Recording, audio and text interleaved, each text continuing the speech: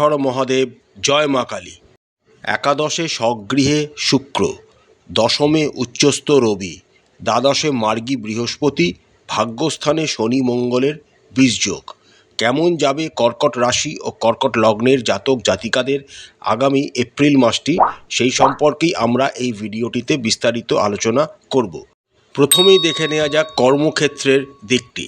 April মাসের শুরুতেই আপনাদের একাদশ ভাবের অধিপতি শুক্র দশমভাবে অবস্থান করবেন, অর্থাৎ আপনারা কিন্তু কর্মে যথেষ্ট শৃঙ্খলা এবং সুন্দরভাবে নিজেদের কর্মগুলিকে সম্পন্ন করতে পারবেন। বিশেষ করে যারা মিডিয়া সেক্টর বা কোনো রকম আর্টিস্টিক ফিল্ডের সাথে যুক্ত রয়েছেন, তাদের জন্য সময়টা খুবই শুভ।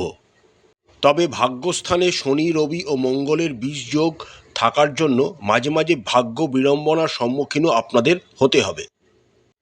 14ই এপ্রিলের পর রবি যখন উচ্চস্থ অবস্থায় আপনাদের দশমভাবে গোচর করে যাবেন, যারা প্রশাসনিক লেভেলে কাজকর্মর সাথে যুক্ত রয়েছেন বা কোনো প্রাইভেট কোম্পানিতে কোনো রকম বড় পদে ম্যানেজমেন্ট বা ডাইরেক্টর লেভেলে কর্মর সাথে যুক্ত রয়েছেন, তাদের সময়টা যথেষ্ট অনুকূল। নতুন কর্মপ্রার্থীদের জন্য আগামী এপ্রিল মাসের 18 তারিখের পর খুবই শুভ সময় হতে চলেছে। আপনাদের কর্মের উন্নতি ঘটবে এবং এপ্রিল মাসের শেষার্ধে আপনাদের প্রমোশন হওয়ারও একটা প্রবল সম্ভাবনা দেখা যাচ্ছে। যে সমস্ত কর্কট রাশি ও কর্কট লগ্নের জাতক জাতিকারা ব্যবসার সাথে যুক্ত রয়েছেন, তাদের কিন্তু কিছু বাধার সম্মুখীন হতে হবে, বিশেষ করে 14ই এপ্রিল পর্যন্ত। কারণ 14ই এপ্রিল পর্যন্ত রবি, শনি, মঙ্গলের একটি বীজযোগ আপনাদের নবম ভাব অর্থাৎ ভাগ্য ভাবকে প্রভাবিত করবে। ভাগ্যের বিড়ম্বনার সম্মুখীন আপনাদের হতে হবে। তার সাথে সপ্তম ভাবের অধিপতি শনিও এই বীজযোগে আক্রান্ত থাকার জন্য আপনাদের ব্যবসায় অগ্রগতির ক্ষেত্রে বিভিন্ন রকম বাধার সম্মুখীন এই সময় আপনাদের ফেস করতে হবে। দ্বাদশভাবে বৃহস্পতির অবস্থানের জন্য আপনাদের কিন্তু ব্যবসা ঘনিত কোনো ব্যয়ও এই সময় বড় হতে পারে, যা আপনাদের বিড়ম্বনার মুখে পড়তে হতে পারে।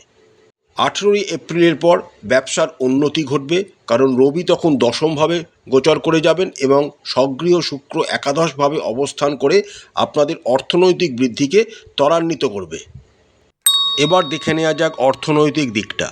অর্থনৈতিক দিকটির ক্ষেত্রে আপনাদের আগামী এপ্রিল মাসটি মোটামুটি শুভ বলা যেতে পারে। দ্বিতীয় ভাবের অধিপতি রবি এপ্রিল মাসের 14 তারিখ পর্যন্ত বীজযোগে আক্রান্ত থাকবেন, সুতরাং ব্যয় হওয়ার সম্ভাবনা বেশি। কিন্তু একাদশ ভাবের অধিপতি শুক্র 17ই এপ্রিল পর্যন্ত আপনাদের দশমভাবে অবস্থান করবেন, সুতরাং আপনারা যে কর্মেই যুক্ত থাকুন না কেন, তাতে আপনাদের আয় যথেষ্ট ভালো হবে। 18ই এপ্রিলের পর শুক্র স্বগৃহে বৃষ রাশিতে গোচর করতে শুরু করবেন, যার ফলে আপনাদের আয় অনেকাংশে বৃদ্ধি পেতে থাকবে এবং আপনারা অর্থনৈতিক একটা নিজস্ব শক্ত পরিকাঠামো নিজেদের জন্য তৈরি করে নিতেও পারবেন। তবে দ্বিতীয়ভাবে কেতুর অবস্থানের জন্য কিছু আনএক্সপেক্টেড এক্সপেন্ডিচার আপনাদের জীবনে চলে আসতে পারে। তার সাথে দ্বাদশভাবে মার্গী বৃহস্পতির অবস্থানের জন্য আপনাদের ধর্মীয় কোনো কাজ বা বাড়িতে কোনো শুভ কর্ম বা শুভ কোনো অনুষ্ঠানের জন্য অর্থ ব্যয় হওয়ার যোগ কিন্তু দেখা যাচ্ছে। আপনারা যারা শেয়ার মার্কেট বা মিউচুয়াল ফান্ডে ইনভেস্ট করতে চাইছেন, তারা এপ্রিল মাসটিকে অ্যাভয়েড করবেন, না হলে কিন্তু ক্ষতির সম্মুখীন আপনাদের হতে হবে। এবার দেখে নেওয়া যাক সবচেয়ে ইম্পর্টেন্ট বিষয়, স্বাস্থ্যর দিকটা। স্বাস্থ্যের দিক থেকে আগামী এপ্রিল মাস আপনাদের যথেষ্ট ভালো থাকবে, কারণ আপনাদের রাশির ওপর বা লগ্নের ওপর কোনো রকম ক্রূর গ্রহের কোনো রকম নেগেটিভ ইম্প্যাক্ট থাকবে না। সুতরাং আপনারা আশা করতে পারেন আগামী এপ্রিল মাসটি আপনাদের স্বাস্থ্যের দিক থেকে যথেষ্ট ভালোই থাকবে। তবে এপ্রিল মাসের 13 তারিখ 14 তারিখ পর্যন্ত আপনাদের ভাগ্যস্থানে যেহেতু রবি, শনি ও মঙ্গলের একটি বীজযোগ থাকছে, তাই রাস্তায় চলাফেরা করার সময় একটু সাবধানতা অবলম্বন করবেন। আর দ্বিতীয় স্থান যেহেতু বাণীভাব বা মুখের যেখানে কথা বলা হয়, সেই স্থানে কেতু পুরো এপ্রিল মাস জুড়েই অবস্থান করবেন, তাই মুখের কোনো রকম রোগ বা মুখের কোনো রকম আলসার, দাঁতের কোনো রকম সমস্যা ইত্যাদি কিন্তু আপনাদের বিরক্ত করতে পারে। 18ই এপ্রিলের পর শুক্র যখন স্বগৃহে গোচর করতে শুরু করবেন বৃষ রাশিতে এবং রবিও উচ্চস্থ অবস্থায় আপনাদের দশমভাবে গোচর করে যাবেন, তখন থেকে আপনাদের শরীরে বা অতীতের কোনো রকম চলে আসা সমস্যা থেকে আপনারা মুক্তি পাবেন এবং আপনাদের শরীর স্বাস্থ্য ধীরে ধীরে ভালো হতে শুরু করবে এবং আপনারা এপ্রিল মাসটি একটি সুন্দর স্বাস্থ্যবান জীবন আশা করতে পারেন। আপনাদের রাশি ও লগ্নের সাপেক্ষে পঞ্চম ভাবের অধিপতি হলেন মঙ্গল। আগামী এপ্রিল মাসে পুরোটাই মঙ্গল আপনাদের নবম ভাব অর্থাৎ ভাগ্যভাবে অবস্থান করবেন, যেটি একটি পজিটিভ দিক। কিন্তু মঙ্গল এই সময় এপ্রিল মাসের প্রথমার্ধে রবি ও শনির সাথে যুক্ত থাকবেন। শনি মঙ্গলের বীজযোগ তো তৈরি হবেই, তার সাথে রবি মঙ্গলের একটি অঙ্গারক যোগও এই সময় আপনাদের ভাগ্যস্থানে তৈরি হবে। সুতরাং নিজেদের প্রেম নিয়ে যথেষ্ট সতর্ক থাকতে হবে।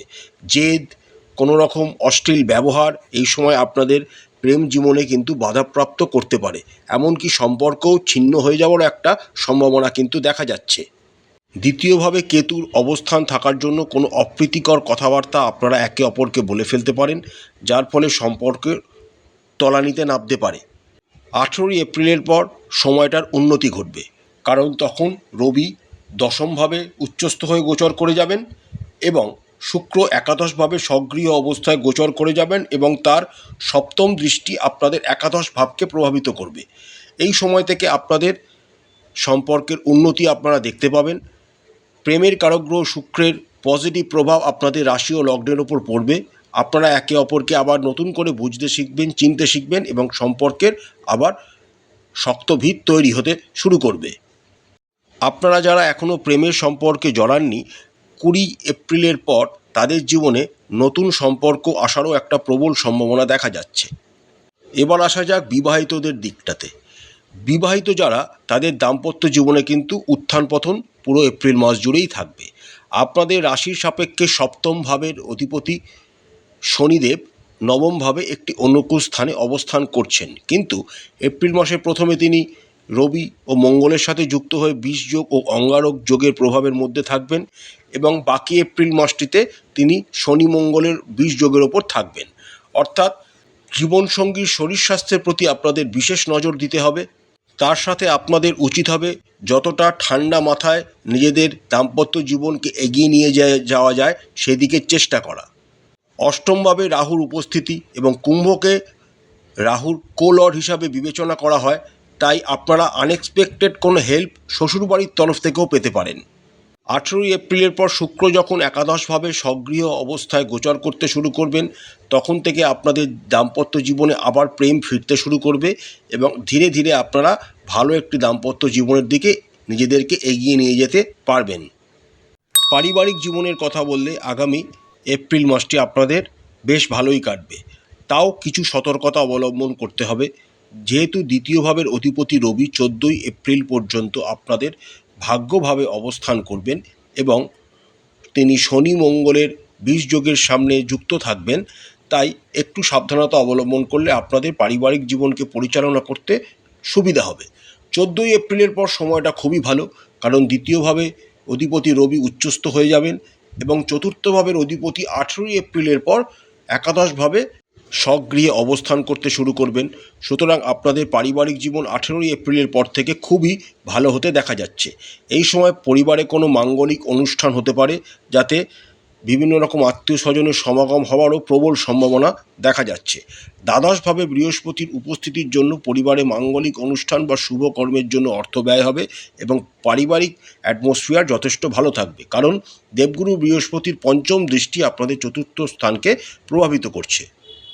পিতার শরীর স্বাস্থ্য সম্পর্কে একটু চিন্তিত আপনাদের থাকতে হবে, কারণ দশম ভাবের অধিপতি মঙ্গল পুরো এপ্রিল মাস জুড়েই শনি মঙ্গল বিষযোগের আক্রান্ত থাকবেন, তাই পিতার শরীর স্বাস্থ্যের প্রতি একটু নজর রাখবেন। মায়ের শরীর স্বাস্থ্যের উন্নতি ঘটবে, বিশেষ করে 18ই এপ্রিলের পর থেকে মায়ের সাথে আপনাদের সম্পর্ক আরও উন্নতি ঘটবে। ভাই বোন, দাদা দিদিদের সাথে আপনাদের সম্পর্কের মাঝে মাঝে উত্থান পতনের সম্মুখীন আপনাদের হতে হবে।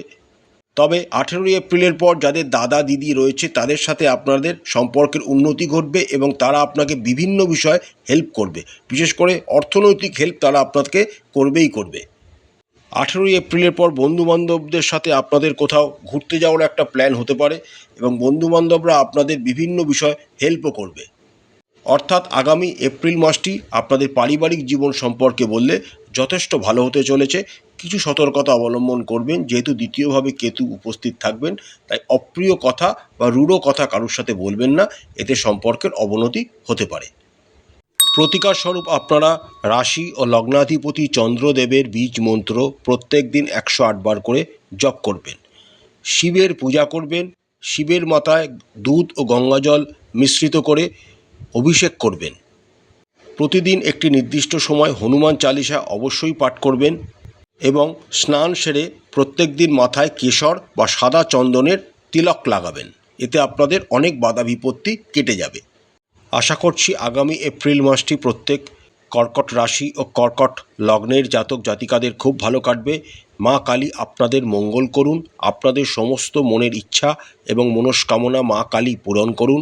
আমাদের চ্যানেলের কন্টেন্ট এবং জ্যোতিষ বিষয়ক ভিডিও যদি আপনাদের ভালো লাগে তাহলে অবশ্যই আমাদের চ্যানেলটিকে লাইক করবেন, শেয়ার করবেন, সাবস্ক্রাইব করে আমাদের চ্যানেলটির পাশে থাকবেন।